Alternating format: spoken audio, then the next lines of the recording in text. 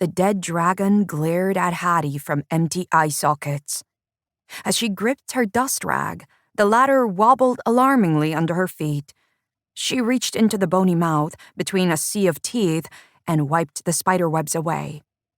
The skull hung over the lobby of the Hotel Majestica, following the guests with its eerie gaze. It was so large she could have climbed inside with room to spare. Hattie threw a hasty glance at its fangs. It's been dead 100 years. It can't bite you. Still, she dusted a little faster than usual. Snatching her arm from the dragon's mouth, she announced, "Done!" Mrs. Galliforma, the hotel's head housekeeper, squinted up at the skull. She was a stout woman with a brown complexion, and her hair was drawn into a no-nonsense bun. Hundreds of brass keys dangled from her waist.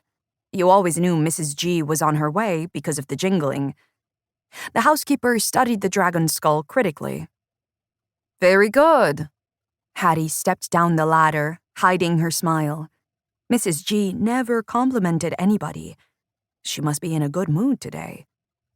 "I always feel like it's going to come alive and grab me." She wiped her hands on her apron.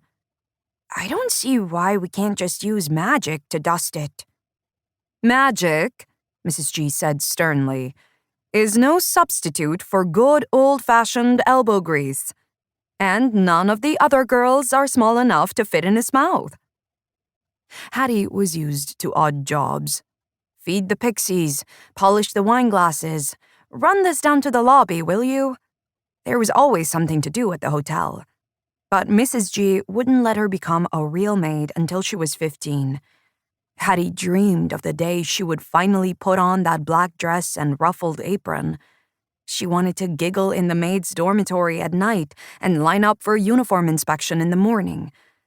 To be part of something.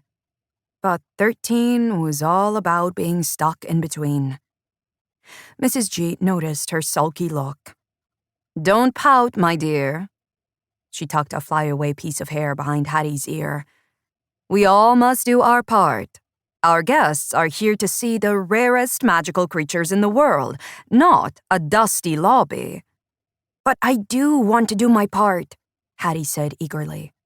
"Look how good I am at dusting. Maybe I could help Maud on the 3rd floor?" 16-year-old Maud was the youngest chambermaid.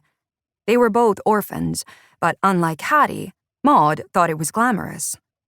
"Haven't the foggiest idea who my parents were," she'd say, sweeping her feather duster dramatically.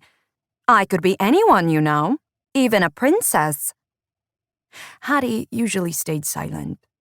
There was no point in pretending she was anyone special. Both her parents had worked at Majestica, but she didn't mind.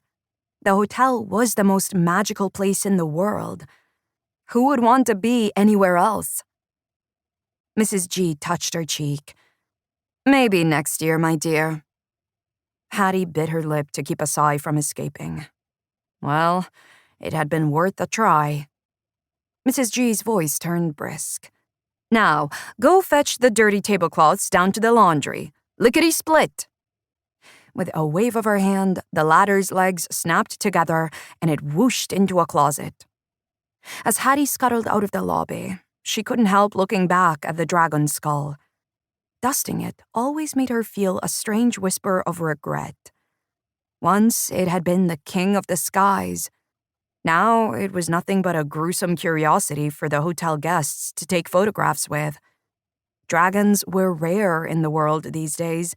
Even Majestica only had one. She saluted it respectfully. "Till next time, sir."